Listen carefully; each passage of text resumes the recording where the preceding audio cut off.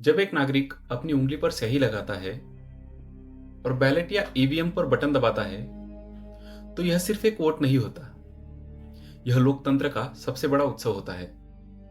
लेकिन अगर वही वोट बदल दिया जाए या किसी और के नाम पे डाल दिया जाए या फिर उसकी गिनती ही ना हो तो बहुत बड़ा सवाल उठता है।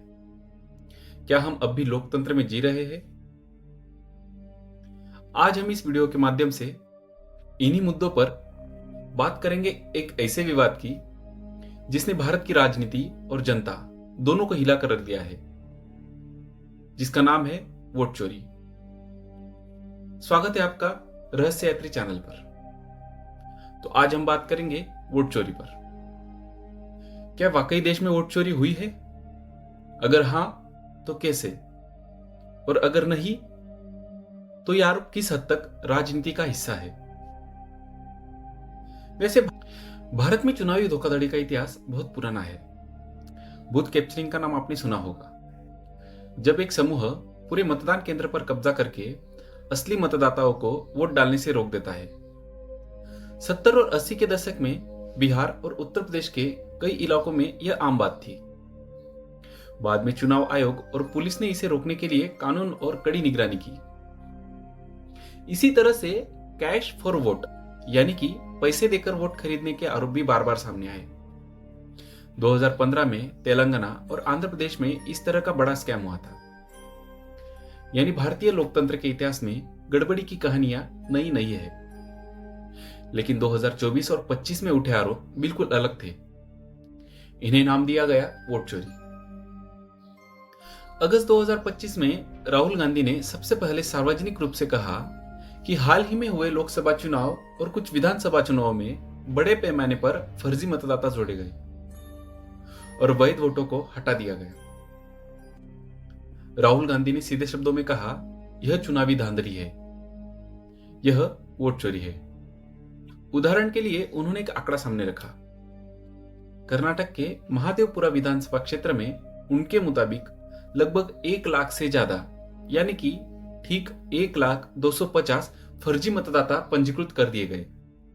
इतना ही नहीं, कांग्रेस ने एक ऑनलाइन पोर्टल भी शुरू किया जिसमें जनता से हस्ताक्षर अभियान चलाया गया, जिसका नाम रखा गया नो वोट चोरी। अब सवाल उठता है कि राहुल गांधी और कांग्रेस किस आधार पर यह आरोप लगा रहे थे। उनके मुताबिक मतदाता सूची में कई ऐसे नाम दर्ज थे जिनका कोई तार्किक आधार नहीं था, जैसे हाउस नंबर 0, पिता का नाम खाली, फोटो गलत या बार बार एक ही नाम अलग अलग जगहों पर। उन्होंने एक उदाहरण दिया, एक महिला शाकुनी देवी का। उनका कहना था कि उनके नाम पर 2 वोट डाले गए, यानी एक ही महिला के नाम से 2 अलग अलग मतदान। लेकिन जब यह मामला सुर्खियों में आया तो चुनाव आयोग ने तुरंत सफाई दी। आयोग ने कहा कि राहुल गांधी जो दस्तावेज दिखा रहे हैं वह किसी मतदान अधिकारी द्वारा जारी नहीं किया गया था और न ही शाकुनी देवी के नाम पर 2 वोट डले थे। यानी आयोग ने इस आरोप को झूठा बताया और फिर यही से शुरू हुई एक लंबी बहस। राहुल गांधी और कांग्रेस ने एक और गंभीर सवाल उठाया।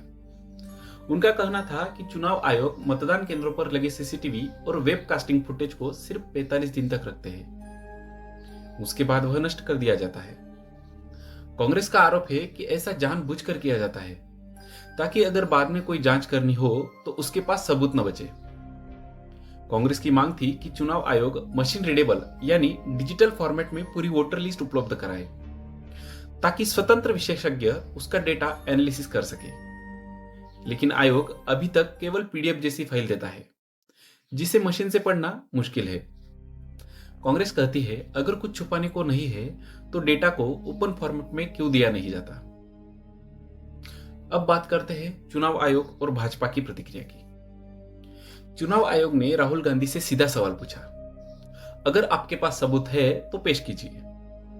आयोग ने कहा कि राहुल गांधी या कांग्रेस उन फर्जी मतदाताओं के नाम और विवरण दे जिन पर उन्हें शक है, तभी कोई जांच संभव है।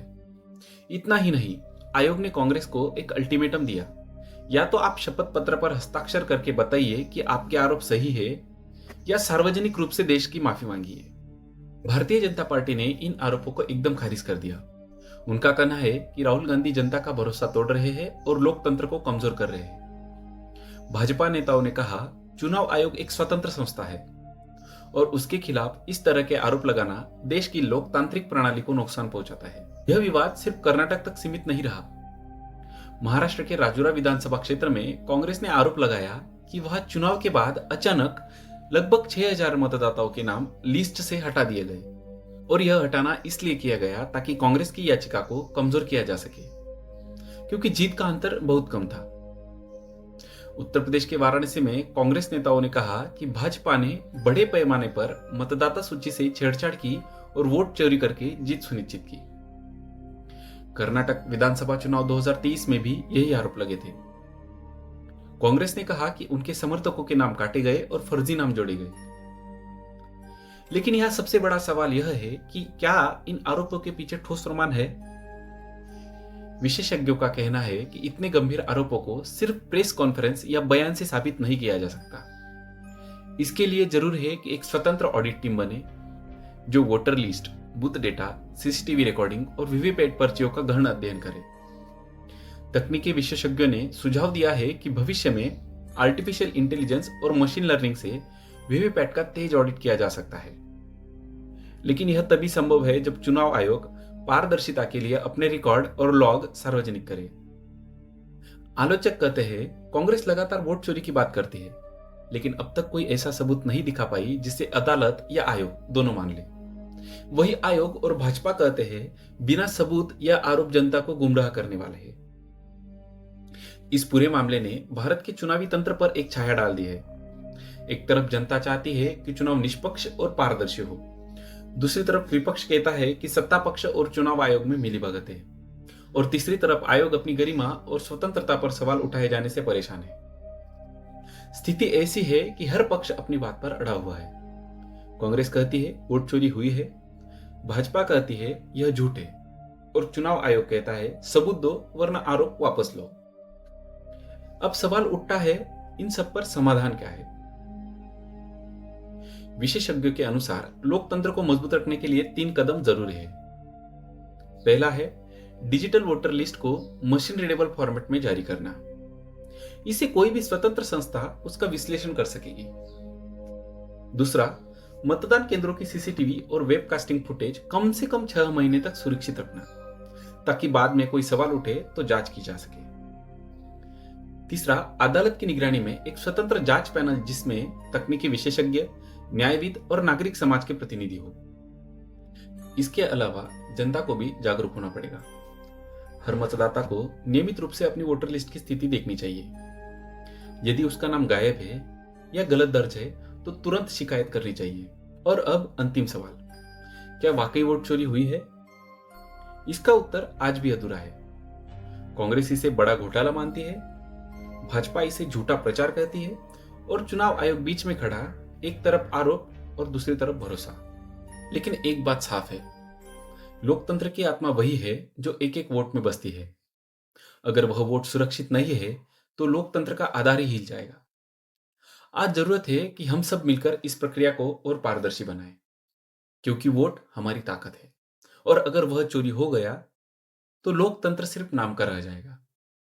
लेकिन अगर हम सवाल पूछते रहे, जवाब मांगते रहे और सुधार की मांग करते रहे तो यही वोट लोकतंत्र को बार बार बचाएगा।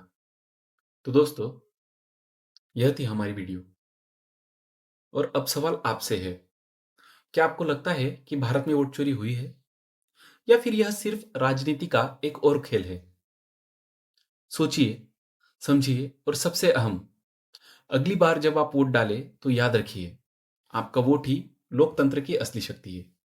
अगर वीडियो अच्छा लगे हो तो चैनल को सब्सक्राइब जरूर कीजिएगा। मिलते हैं अगली वीडियो में। धन्यवाद।